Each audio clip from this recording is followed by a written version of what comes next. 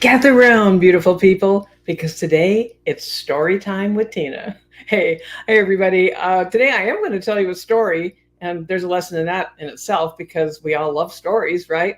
I was thinking about what am I going to talk about today, and one thing led to another, and I decided to unearth a story from the very beginning of time, from the prehistoric days of the internet, when I first started online in 2005, right? So we're going throwback Monday here, dialing dialing back time. And let me just give you the context here. And what I want you to listen for are the marketing nuggets that I'm going to sprinkle like a little treasure map throughout the story. So back in the day when I was first getting started online as a freelance copywriter, marketing strategist, didn't really know too much about what I was doing, but had some pretty good ideas of what I wanted to do. I went to an event in San Diego called Underachievers. Now, Underachievers was a group that Frank Kern and Ed Dale, also he was known as the Tubby Nerd. He was from Ed Dale's from Australia. Frank was in San Diego, and they put together a program called Underachievers. And if any of you know Jason Moffat, Jason was voted Underachiever of the Year, which was another great accolade that happened at that event. But at the event, what they did was one of the things they did was bring in a bus and took us to a mall because we were going to have a marketing contest. So we went to a mall, and the assignment was go out into we were invited into teams. I can't quite remember. I think there were 5 teams. Go out into the mall, find a product, and create a sales pitch for that product. And you're going to come back together and you're going to present that sales pitch. Now we didn't have cell phones to use. We weren't doing video. Didn't have any special devices or anything. We didn't have whiteboards or anything. It was just going to be us just talking our sales pitch. So off we went. And I don't even know why, but for some reason, I chose Victoria's Secret.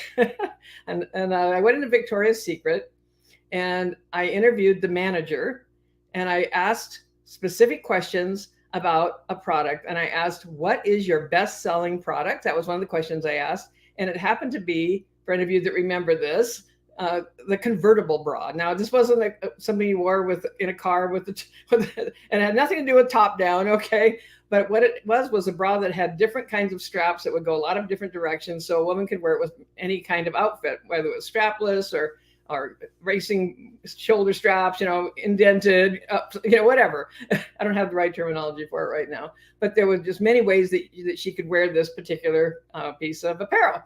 And so I found out some surprising facts while I did this verbal interview with the manager, because I asked about the customers. I asked what was the best seller. I asked why they were buying it. I asked who the customers were. And I unearthed one of the nuggets that I unearthed by having this conversation was that a lot of men came in to buy a convertible bra for the woman in their life. And so I learned some more intel on that. So we went back to our group. We were actually in the food court of this mall. We kind of took over the food court. And each of us we got into our groups, and each of us presented to our group. When I presented my sales pitch to the group, and this was all done in a rather compressed amount of time, we weren't there for all day or anything. It was like, I don't know, maybe we were there for an hour and a half or something like that. And so when I presented my pitch to my group, we were supposed to vote on who would present to Ed and Frank. And the whole group just looked at each other and went, you're the one, you're presenting. It wasn't even really a vote, right? And so, okay, so each of us, I think there were 5 of us then that would stand before royalty of Frank Kern and Ed Dale, and we presented our sales pitch just as we had to the group. Now we presented it to them.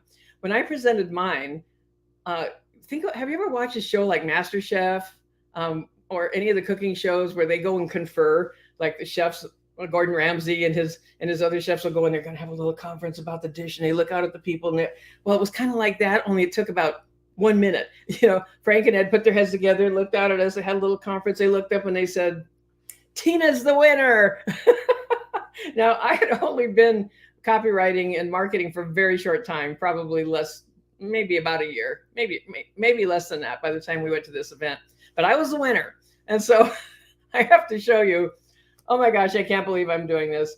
I'm about to show you the worst photo of me that's ever appeared on the internet. Okay? Because now, and I'm going to do it, I'm going to out myself here with this photo. So let's take a look.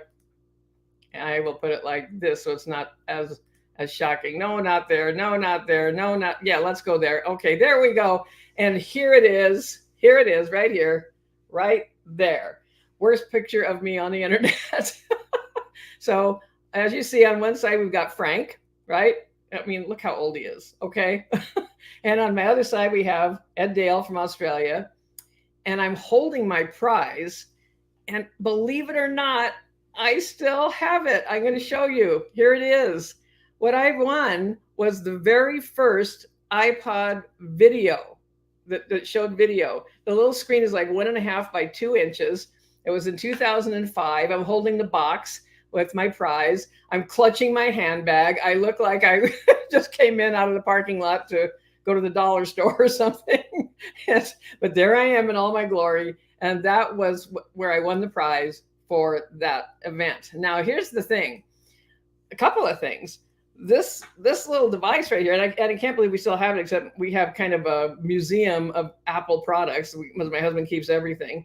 And he reminded me, let me just show you how an image looks on it, if you can see it with the reflection. We had to charge it up. It's been sitting in a box for years, literally years, maybe a decade. And here it is. This is what I won. And that was the year they came out. This was about $400, right? At that time. Maybe it's worth more now because it's becoming a vintage collectible, right?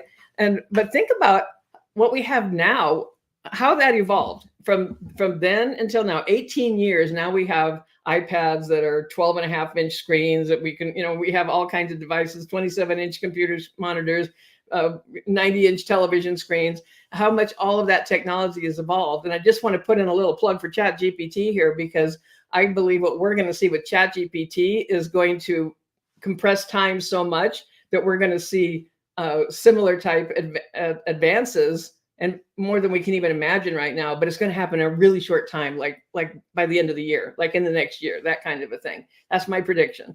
And so just amazing how fast things change, right? But I still have it.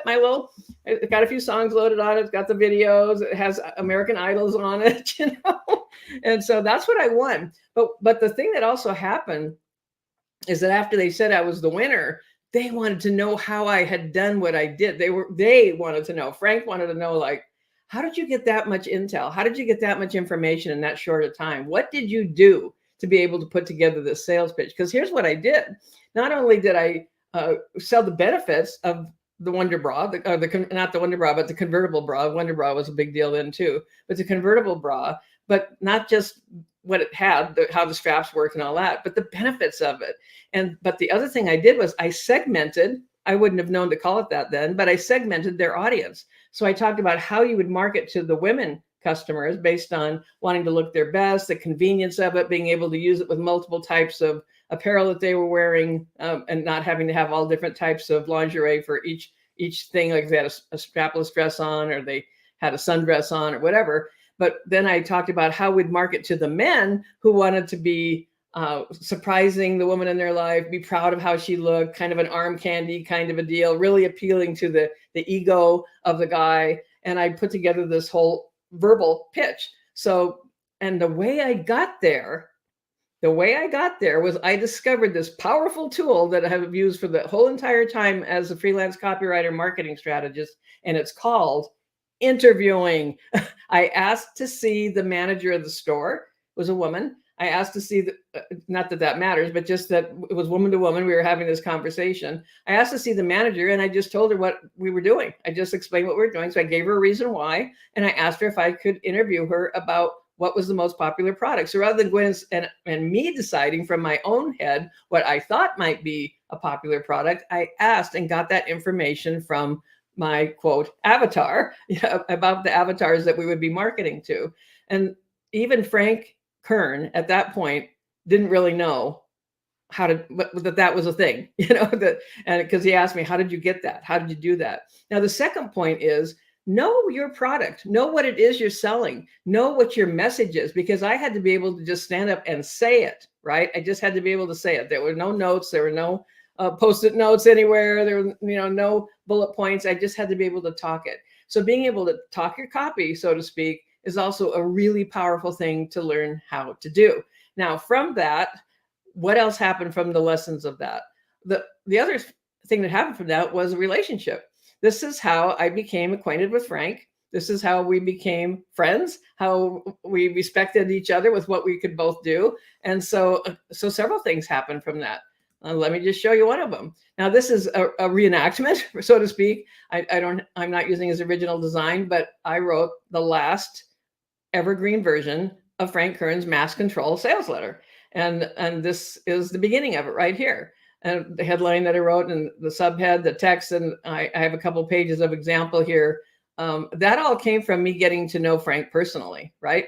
And so I ended up writing the last mass control sales letter. I also ended up writing the whole analysis and breakdown for it for his mass control monthly newsletter at the time as Frank. I wrote it as Frank and analyzed the whole entire letter. And that's what went out in that month's issue of Mass Control Monthly. I wish I had a copy of it. I probably do buried somewhere in a file or something that I could show you the photos of it. But so I did that, right? And I also ended up in, and because of all of those things, I ended up in Frank's mastermind. So this was in La Jolla. And when he was in his, obviously some time has gone by and he's in his surfer dude mode that he was in La Jolla. And we were at secret headquarters having our mastermind event. And so that came to that. And from there, we have another great adventure we had is I drove Frank around La Jolla in his Rolls Royce. So, well, one of the times I was there for a gathering and we were meeting together, he said, hey, Tina, do you want to drive the Rolls? And I was like, what do you think? Yes, of course I wanted to drive the Rolls. And so Frank climbed into the back seat. My husband sat in the front, the passenger seat, and I tootled us all around La Jolla in Frank's Rolls Royce. Okay, so I have so many stories from back in the day, really. And I just value our relationship, and I have great testimonials from Frank. I've written other things for him. I wrote stealth direct mails on completely unrelated topics that you might be surprised of some of the things that he's marketed. But this is the power of so many things. Investing in yourself, even when you don't feel ready, investing in yourself, even when you think it's a little hard to scrape together the money. I have no idea how much that event was, a few $1,000s. I really don't remember. But I do know that we were still in getting it together mode as far as financially. And we went. I didn't live in California at the time. We traveled to San Diego, went to the event, stayed at the hotel, did all the stuff, right? And putting yourself out there so that you get acquainted with people. The networking capability of something like this is also never to be underestimated. And people don't really like that word. I don't know if I like that word, but it's something that I did right from the beginning was be at events, get to know people, be able to talk to them about what they were doing, show interest in what they're doing, be able to give value to them, and invest in myself, even when I didn't feel ready to, that I invested in myself. Lifelong learning, continuing to learn new skills and get better and better at what I did and still do and am doing. And that's part of the reason I've just become an evangelist for ChatGPT. It seems like every single day I discover something new about it. I'm going to share some more tips along the way with this. And also just reinforcing to yourself, another thing is I'm showing up right now on a daily basis. I made a challenge to myself that I would show up live streaming. Yesterday, I had several technological mishaps, but I still got through it. I still did it. And it's really showing up no matter what. It's really making a commitment to yourself and honoring it. And one of the things I teach in my programs is that the very first client and your worst client is yourself. You're the biggest pain in the butt ever for when you try to market your own stuff, when you have to talk about what you do. But the other aspect of that is take yourself seriously and treat yourself as a client with deadlines, with commitments, with honoring what you say, doing what you say you're going to do, with over delivering, with showing up consistently. And it's not always easy at all. I can have already doing this. I'll have days where I'm like, well, what am I going to talk about tomorrow? But I just kind of let it sift and percolate, just the way I always have with copywriting. And what I teach in my programs, and I just show up. I'm just showing up. But I decided I would show my embarrassing photo today of me clutching my handbag of all things. It's just like, oh my gosh, it's so embarrassing. But it makes me laugh. Also, I just think it's funny, and it really has led to almost 2 decades of connection with someone that I admire and respect, and who can make me laugh and whenever I listen to him. And I still learn from him. I invest in Frank. Frank's invested in me. He paid me to write the Mass Control Sales Letter. He paid me to write his other direct mail pieces. And I paid him to be in his trainings and programs as well. I paid to be in his mastermind. And his mastermind is also where I met the people that started Mind Movies, Glenn and Natalie Ledwell. And we together we worked on launches for Mind Movies, and now Mind Movies is something like an $80 million company, right? And I helped them get started. And so just the OG aspect of this is kind of fun for me, but and also just looking at where I've been in my business, where I am now, where I'm going, because I'm not stopping. And I hope that it's an example for you that when that wasn't the most comfortable thing for me to stand in front of a group and do my little sales thing and then do it again for Frank and for Ed. And as you saw in the photo, not really used to having my photo taken with anyone like that. I didn't like showing up like that in many ways. I wasn't comfortable with it.